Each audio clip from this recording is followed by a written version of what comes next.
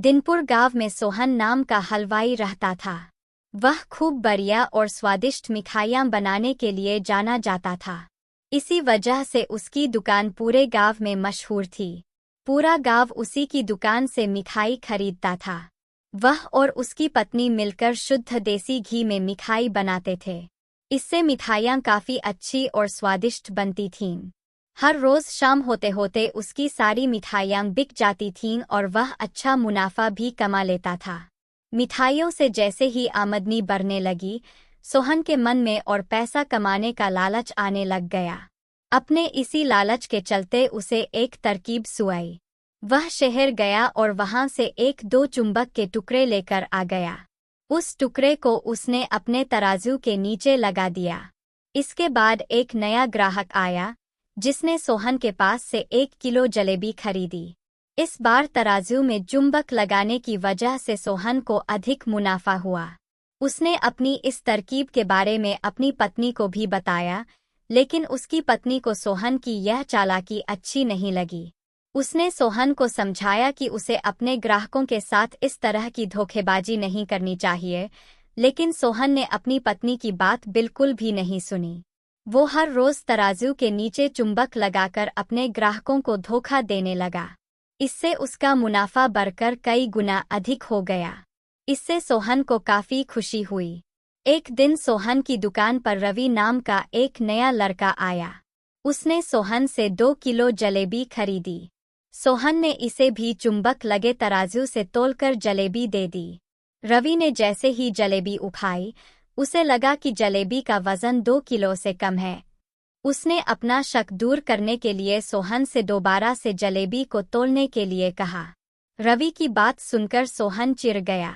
उसने कहा, मेरे पास इतना फालतू समय नहीं है कि मैं बार बार तुम्हारी जलेबी ही तोलता रहूं। इतना कहकर उसने रवि को वहां से जाने के लिए कह दिया। सोहन मिठाई वाले की बात सुनने के बाद रवि जलेबी लेकर वहां से चला गया। वह एक दूसरी दुकान पर गया और वहां बैठे मिठाई वाले से अपनी जलेबी तोलने के लिए कहा।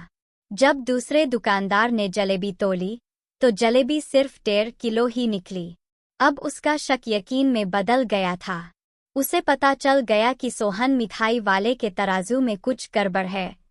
अब उसने तराजू की गड़बड़ को सबके सामने लाने के लिए खुद एक तराजू खरीद लिया और उसे ले जाकर सोहन मिठाई वाले के दुकान के पास ही रख दिया। फिर रवि अपने सभी गांव के लोगों को वहां पर इकट्ठा करने में लग गया। जैसे ही लोगों की थोड़ी भीड़ बढ़ने लगी, तो उसने गांव के लोगों को कहा कि आज मैं आप सभी लोगों को एक जादू दिखाऊंगा। यह जादू देखने के लिए बस आप लोगों को सोहन मिठाई वाले से खरीदा गया सामान एक बार इस तराजू में तोलना होगा। तब आप लोग देखेंगे कि कैसे सोहन मिठाई वाले के तराजू में तोली गई मिठाइयाँ इस दूसरे तराजू में अपने आप ही कम हो जाती है। कुछ देर बाद 1-2 लोग मिठाई लेकर रवि के पास पहुंचे, तो उसने ऐसा करके भी दिखाया। इसके बाद सोहन के दुकान से जिसने भी मिठाई खरीदी थी, सभी ने रवि के तराजू में तोलकर देखा, तो सबकी मिठाइयाँ 250 ग्राम से लेकर आधा किलो तक कम निकली। यह सब देखकर लोगों को काफ़ी हैरानी हुई। अपनी दुकान के पास ही यह सब होता देख सोहन मिठाई वाला रवि से झगड़ा करने लगा। उसने लोगों को बताया कि रवि यह सब नाटक कर रहा है।